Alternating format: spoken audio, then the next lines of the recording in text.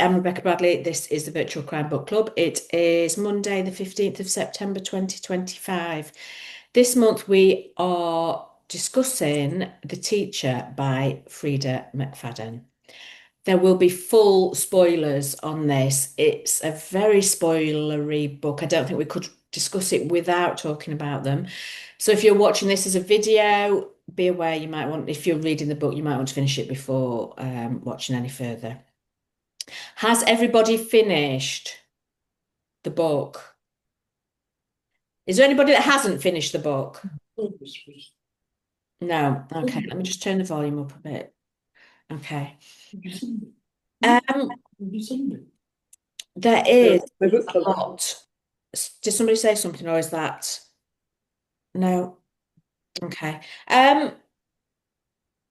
We'll start with the first question that we always go for was, did you enjoy it? I'm glad it's not just me. Did anybody enjoy it? I didn't enjoy it that much. I mean, language flowed nicely, but I thought it lacked some depth.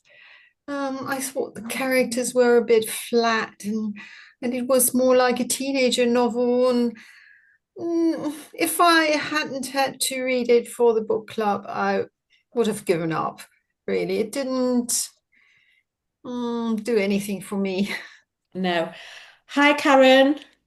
Hi. You've not missed anything. We've just said what book we're reading, and I've asked if anybody enjoyed it or didn't enjoy it. Is this your first meeting? The second. Second.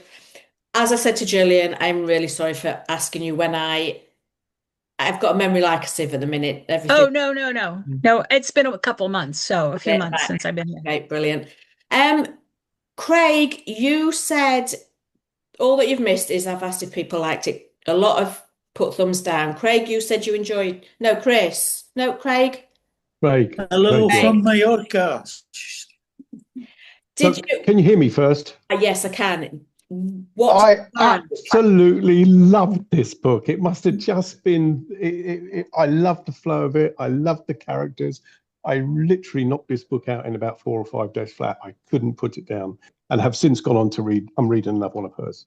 I really enjoyed it. I did like the psychological element to it and the twists and turns, and it just gripped me constantly. She is a massively popular author. My daughter reads her, and she doesn't read a lot, but she's working through Freida McFadden's backlist. What did you enjoy about it? I like the fact that we the first part of the novel we split between, is it Addie and Eva or something like that, and it was just back and forth between those two. I love the way that, and I knew it straight away, but the way that Ada was portrayed as this wild child and with problems, and you always thought, hold on, this is not, there's something not right here. And as I went through the book, it became apparent. I was completely shocked midway through, when I don't want to say too much, early on in the conversation with what happened, and then it started with Nate talking and how he'd been portrayed as this wonderful teacher, and actually it all started to unravel and turn. Let me just say that for the time being, I really enjoyed it. It did unravel a little bit. So what was it that people didn't enjoy when you were reading it? Does anybody want to start that conversation off? It was predictable. Okay, yeah. Did you figure out the way that it was going, or it just felt predictable? Kind of guessed it along the way. Just felt like something we'd unfortunately see in the news. In terms of storyline, I think the ending gave it a little oomph, but it just was so predictable. Yeah. The ending, do you mean the big ending or that last paragraph? I don't want to spoil it in case anybody has. The shoe shop. The unusual twist. Yes. Okay, we will get there. I did not guess that she was having an affair with a teenager. No. You wouldn't from the way that she was speaking when she found out. Yeah, so I was a bit surprised with that. I read The Maid before, so I knew the style. And okay, she uses a formula, I guess. This is the second book I read of hers. And it's more or less the same because one of the characters is portrayed as like the bad guy, and then it's actually the other way around. So Nate is perfect, but then he's not, and it was the same in the Maid. I enjoyed it. I like this type of psychological thrillers. It's not like a typical crime novel where you have the crime and the detective and all of this. Yeah. But I've enjoyed it. It's a light read. It's a good summer read. Yeah. It was. It flowed very easily. You could get through it at quite a speed. Let's start at the beginning. We had a prologue of a character digging a grave. Did that scene stay with you as you were reading, and what impact did it have as you were meeting the characters? It didn't really stay with me, actually. No. I forgot it. About it a bit. Yeah, I forgot about it. Yeah. Right, because I found that I was wondering which of these characters had been digging the grave. Yeah, me too. Because the beginning I thought it was Eve that killed Nate together with Addie. And then I thought, no, it's Addie that is digging the grave, but Nate is the one that is dead. So yeah, I tried to figure out that. Yeah, I'm still not sure by the end which one of the three characters was actually digging the grave, or even four, because It was Addie. Addie was digging Addie. the grave together with Nate, but Addie was Nate digging the left her. grave. because Yeah, I think they all had a go at the grave at some point. at some point.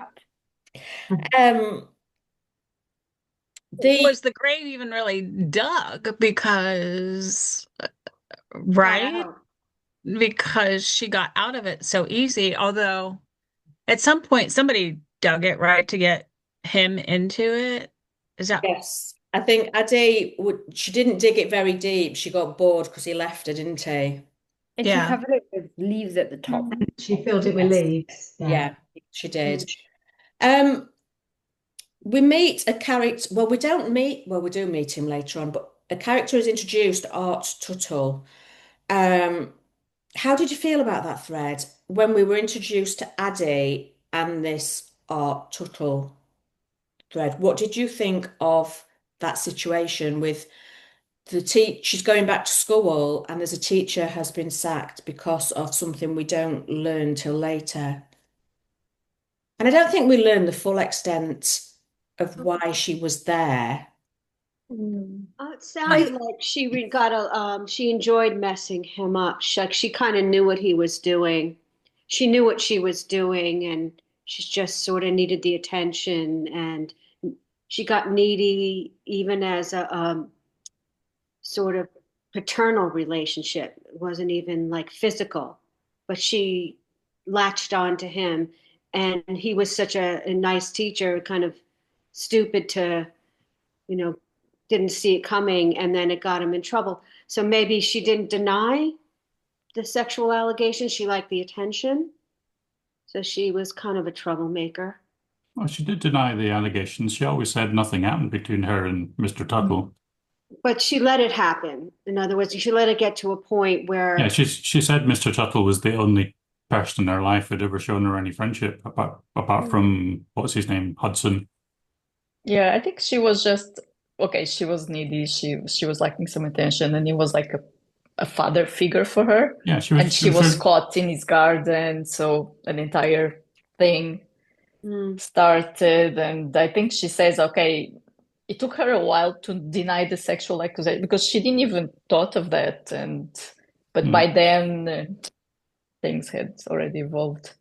So I don't think she did it like on purpose. I think she was just someone that needed attention and was a bit Yeah. needy. I don't know. I think he was probably a bit stupid, the teacher, to cross the line. He was too nice. I don't know. She's just one of those weird characters, and she latched on to whoever. would give her that need, I guess. There was so much going on with that character. There was Mr. Tuttle, the fact that we find out that she's murdered her father, she's having the affair with the teacher, and what I didn't like is that Addie, or is that how you say it? Addie and Eve. It was Addie on the It was hard for me to distinguish their characters. Addie was too mature in some ways, but not sexually. And Eve, to me, sounded too immature for someone who was 30 and had been teaching in high school for a decade. And there was just so much there. And it was rat-a-tat-tat instead of any development. So you don't really see, there's not much of the story because you're constantly off-footed by all these, there's a lot of action, but it just doesn't really kind of come together for me.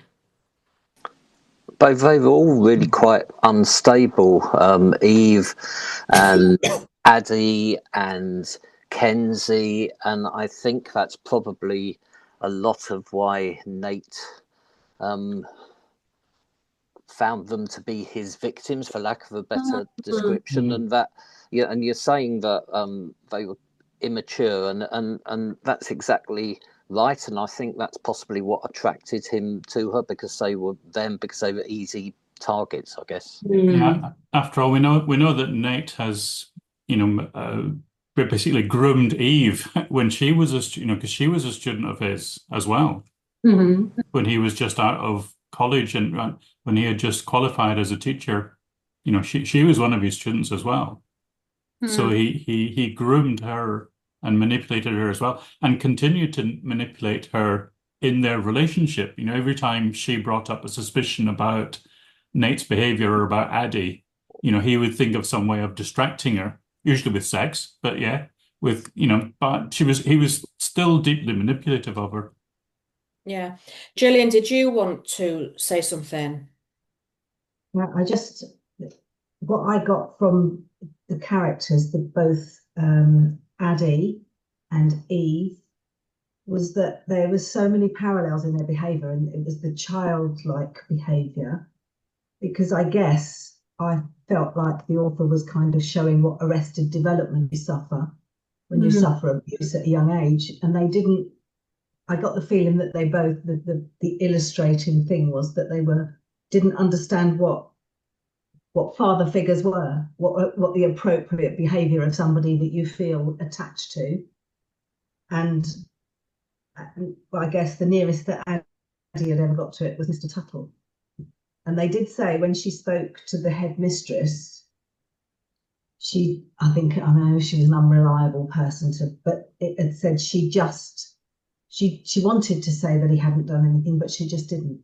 So she hesitated, and she says the teacher took that as a yes and ran with it.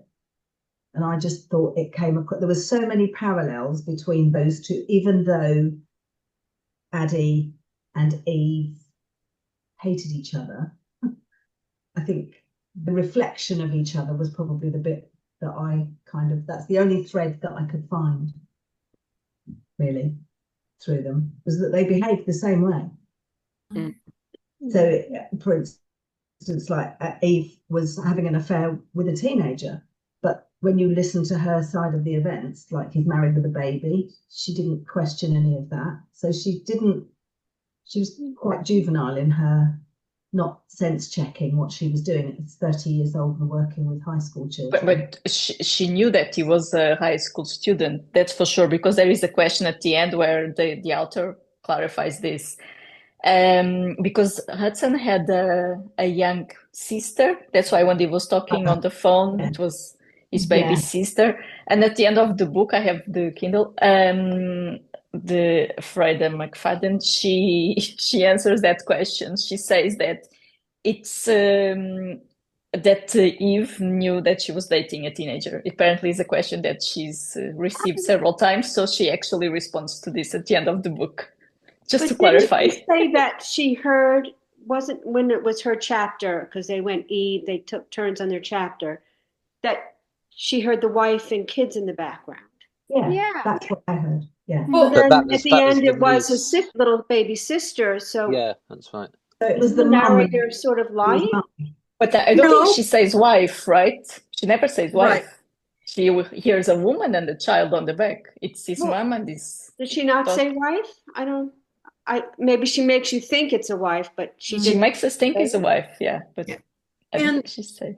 And that I thought was kind of, I don't know, because the Jay or Hudson, he was a popular person in the school and an athlete, a star athlete. So, and I was thinking when I went back and thought about it at the end, Eve had to have known that. No, she knew him for sure. Right. The writer, she clarifies this at the end. But he was in the same. They were in the same school, weren't they? Yeah, they were in the same But school, I and he think- was a well-known guy. And presumably they were in the same year. But, Yeah. But you're saying the author clarified this at the end? Yeah. And it's so that kind of to me is sort of like, well, kind of unfair in that. There's this afterward, and she says there is a question that I frequently get asked about this book, so I would like to officially answer that question here. She knew. Eve absolutely knew that Jay/Hudson was a high school student. If you look back at the scene where she overhears his phone conversations, she never ever refers to the woman on the phone as Jay's wife because she knew it was his mother the whole time. I think that's where she's fudged it so much that readers have had to ask her that question. Whereas what Ellen is saying is we should have known, or she does know him because they're in the same school, but she fudged it so much from Eve's point of view narrative that readers ended up being confused and had to ask her the question. For me, it was a total surprise that he was a teenager. And I thought that was one of the interesting parts of this book was this comparison between, the toxic and unhealthy relationship and manipulative relationship of Nate and Addie versus the relationship between Eve and Jay, which is probably just as toxic, unhealthy, and manipulative. But I guess it's up to us to answer that question. That's what the author is asking. One of the things that the author is asking us about is what do we think of the comparison between those relationships? After all, Jay comes across as quite a sensible, quite a sensible killer, but quite a sensible chap, and it's only this twist at the end that reveals that he is in exactly the same relationship as Addie is in. Well, we don't know if it's exactly the same, but certainly in terms of the age difference and the potential kind of unhealthiness of it. But I thought it didn't fit really. How Hudson is described in the rest of the book, it doesn't really fit to his behavior when he is with Eve in the shoe shop. To me, he came about as an adult, not as a young teenager. And why should he have a different name? Well, so she can have that twist at the end. Yes, exactly. that twist, but that seems to be but we never hear from Hudson, isn't it?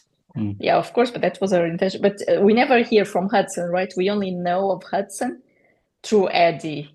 So Addie portrays Hudson is in a certain way, and Eve sees him in a different way. But like lots of people said, Eve is quite immature.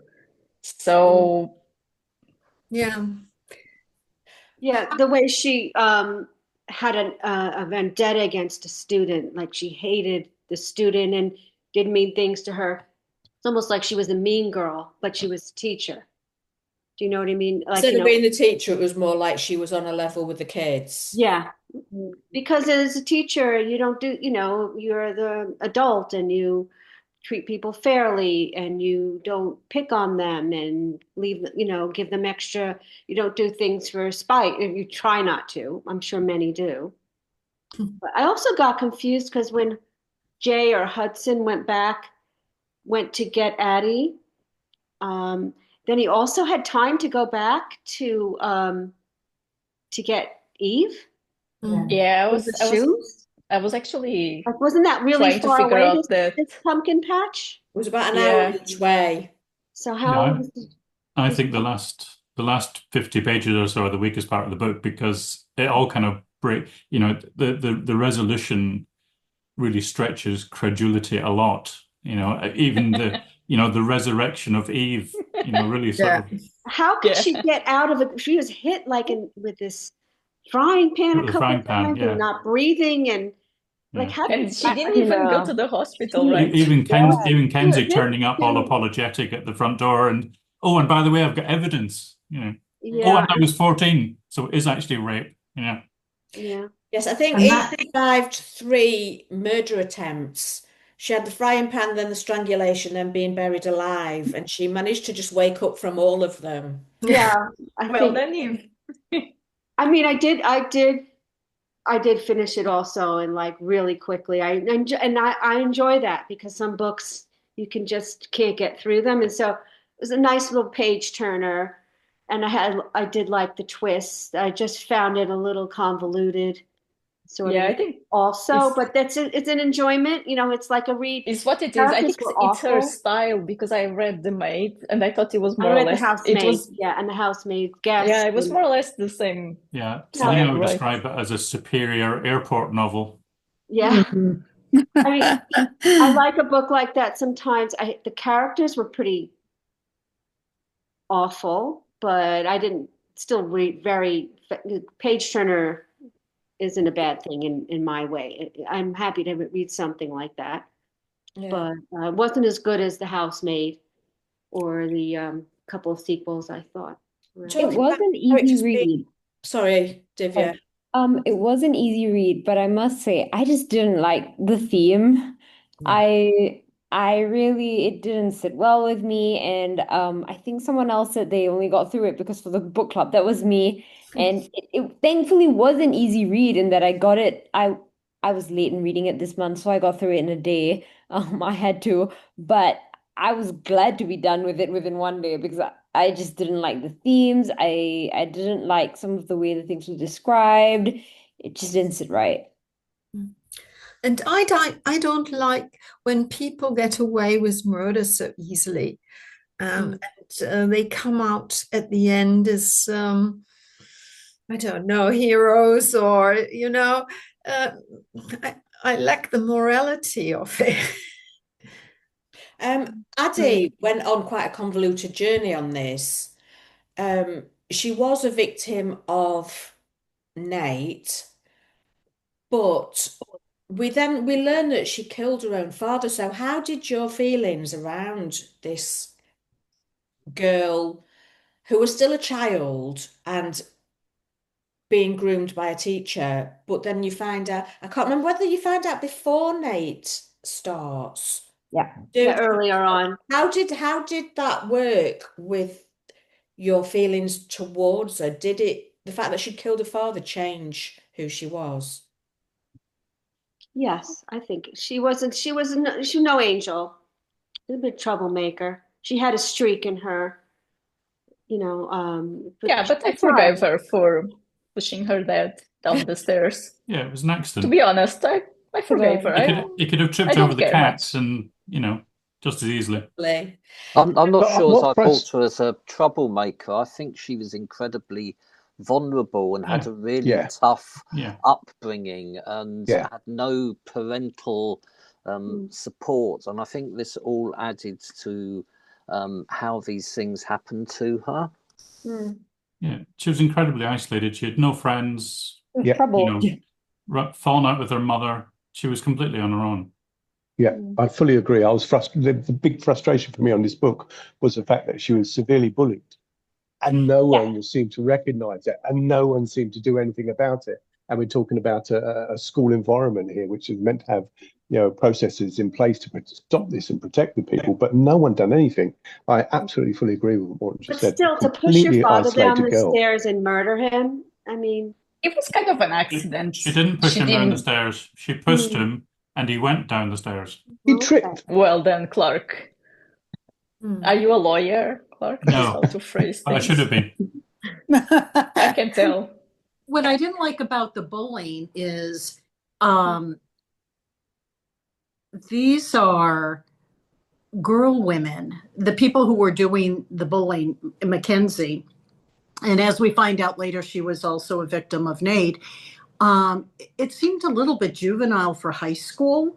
And it's been a while since my children were in high school, but I remember the bullying being, especially in high school, much, much more sophisticated and much more underhanded. The things that were happening, it was a surprise to me that none of the teachers really wondered what was going on. Like nobody else noticed the locker with shaving cream, and they blamed Addie for that, and nobody said, "Hey, wait a minute, where did this come from?" Yeah. And just let it all go. And maybe that's what happens in school these days. I don't know, but I just kind of thought, no, yeah, if the people had been 12 and 14, I might have believed it, but not at this age. Mm. I'm a school teacher, and I thought that was strange. There must have other people have seen it, or some teacher might have seen it, and he would have acted. And as you said, you would ask who would put this shaving cream in. She wouldn't do it herself. And I also thought that it was strange that Nate could go to this special room with her for a month, and with the other girl too, without anybody else noticing. I think that couldn't happen for such a long time. People would notice. And both Eve and Nate saw the shaving foam in her locker, and neither of them, no matter what role they had in her life, they were still teachers. And it was before Nate started hitting on her, if that grooming her. Neither one of them went to the head and said that this girl is having an issue, bearing in mind that she was returning to school after a massive issue the year before. So I got the feeling why they didn't say anything. They both had a vested interest, it seemed to me, in not highlighting it, because Eve wanted, she was upset about what had happened to Art, and was happy to see Addie punished, and Nate wanted to use it to be the person that helped her. So their group, part of his grooming would be to keep it in-house, I'm going to say. But but it is strange that they were the only two, conveniently, that saw it. It was a small school, I'm assuming. Going with the bullying, do we think Kenzie's behaviour of bullying marries up with the reason she gave later on in the book? No.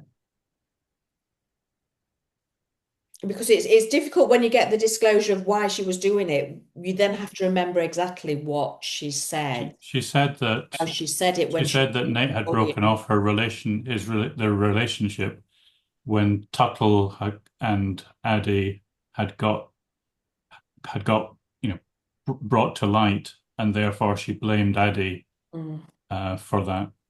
But the bullying, did it feel like it was because of this in hindsight?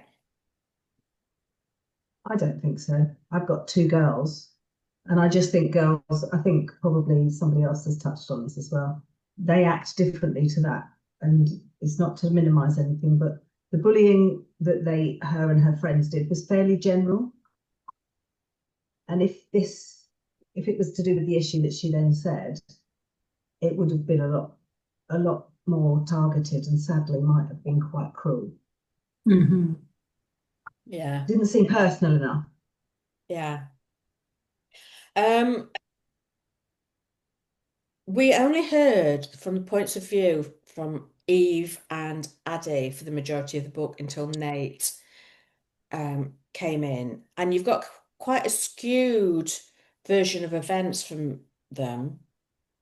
Whose headspace would you have liked? Would you have liked anybody else's point of view?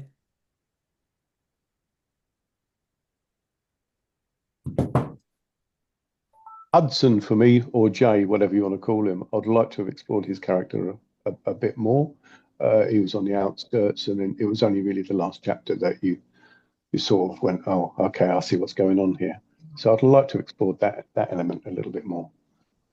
And then when we heard, sorry, Clark. Sorry, I thought it was really quite clever that we didn't hear from Nate till the middle of the book, because for the first 150, 200 pages, I'm thinking there's something really serious going on here. Nate is manipulative, but you're never quite sure whose side the author is on, or what's going on, and so she deliberately keeps Nate out of the we're always seeing Nate through other people's eyes. It's only in part 2 when he is revealed as being very manipulative and predator that we get and it becomes, and in a sense, his thoughts confirm his predatory behavior. So I thought it was quite clever that she did that.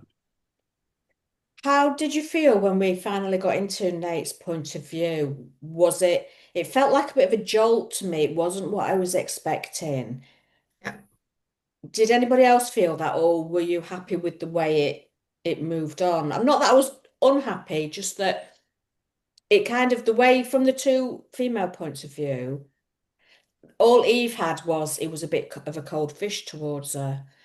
And then it seemed that he'd hit on Addie from out of nowhere to me.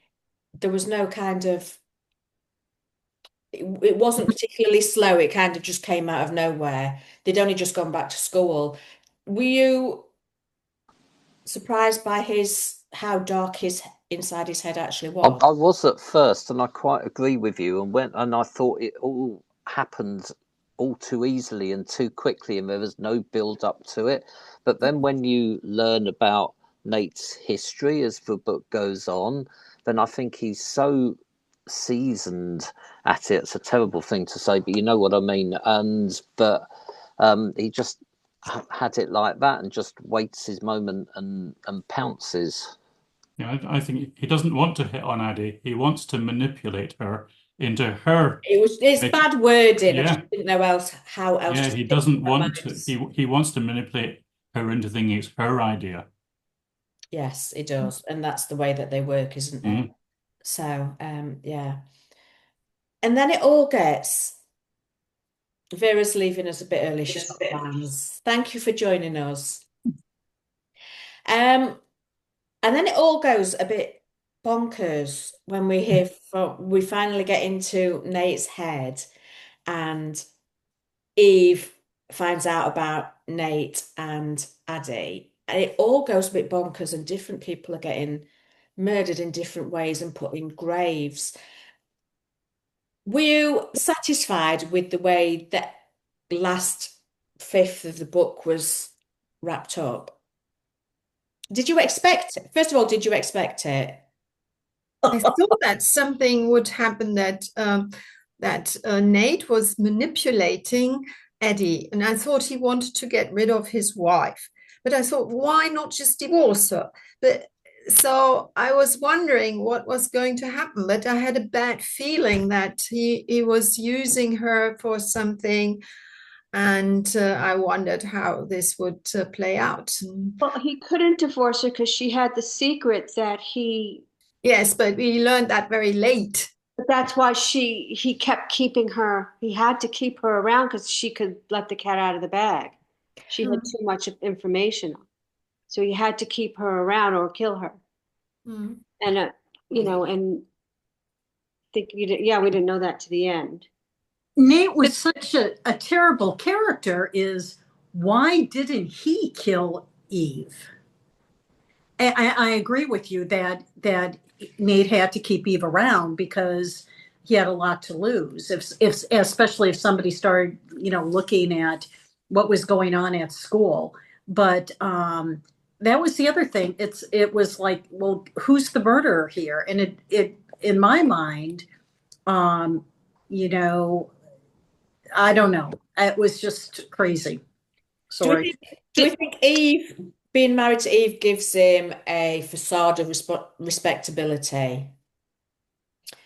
so he can carry on. He's a happily married man. They're trying for children. And maybe he's not a murderer until he's a murderer. Like he's not, like he's a pedophile rapist, but he's not a murderer till actually it gets crazy at the end. And when Addie hits her in the head with a frying pan and got to figure out the mess. So that's when he became a murderer. Yeah, I agree with Laura. He didn't start off as a murderer. I feel like that's why he did not kill his wife any earlier. That wasn't his MO, you know. But I will say that at the end, when he starts seeing those shoes caked with like pumpkins and raven and all of that going on, and he kept saying there must be someone else, there must be someone else. Before Kenzie, I really thought there was someone else because I really didn't think the author would go and make Eve like literally rise from the grave. And I was very curious as to how that was going to pan out because I was like, who can she add at this point who will fit the bill without like being a stretch, but at the same time, so it was a bit of a disappointment that it turned out to be Eve actually. The way that build up was there. Yeah. She couldn't have survived that. Not the strangulation, the hit with the frying pan. I can go with that. You can survive a hit with a frying pan, but the strangulation, and you kind of, from her point of view, it wasn't just I went into darkness. It was I died. The words in the chapter were, because usually they fade to black, don't they, in those kind of things? But it was actually no, I was dying. I died. So I think it might have worked a bit easier if she'd have just kind of said, and then everything went black. But yeah, she survived a lot. And she didn't really require a lot of medical attention because after rising from the grave, she goes on to move and go to another school district. And that was the other thing. I could see her coming back from the dead, but with some injuries. And that was kind of hard to believe. Yeah, like she was fine. She was normal. That several people thought that they had killed her and she was okay. Yes, definitely. So it's really hard to say we are satisfied with how it wrapped up because there was so much happening. But did you feel a satisfaction when you closed the book? Or did it just, I don't know. It left me with a sense of no is the answer to that for that particular part, because I think so. Kenzie made a statement that he had groomed her and been having sex with her from when she was 14. Yeah. And would that not alone mean that they would have to make the effort, the authorities and everything, no matter what Eve said that he did or didn't do and who killed who, wouldn't they have to look for him? They would, and it's probably just not part of the novel structure, but they would have gone to other police for police. Yeah, so he was dead in that put a grave. notice out that to look for him. Yeah. So it wasn't. That's what made me feel like those two women, like everything seemed wrapped up in a bow. But there was this, to me, there would be if that was me and I'd done all that, and I'm all right with doing it all. I would have been worried in the back of my head. They're going to realise he's not alive at some point because they'll be looking for him. Yeah, they would have. Yeah, I felt a little something hanging with that too, Jillian. I kind of said, well, wait a minute, wouldn't they be looking for him? It's all finished now. Yeah, it's too neat. It's too neat. But maybe they were looking and they would never find him. I don't know. But yeah. I thought it was a very neat and easy and ending that didn't really require much hard work, and all sorts of things happened that were difficult to believe at the end. Yeah. Yeah, it was a very busy book in the last section. It was no wonder people read it quite quickly because there was a lot going on. Yeah. Yeah. Will you read any more books by Freida McFadden after reading this? Yes, I would. I read the Housemaid series, and I would read another one. There's another one called The Inmate, or something. I don't know, maybe. Yeah. There's a few nods to say at the beginning we didn't have a lot saying that they enjoyed it. But you enjoyed it, yeah. It was an easy read. Because I do even book club books. Somebody said they had to read it because of a book club book. I have occasionally did not finish, DNF'd a book club book because it was that bad. But this was easy to read. So yeah. Does anybody have anything else they want to say about this book that I've maybe not brought up? No, we've covered everything. It was a very busy book. Okay, I'll stop this recording.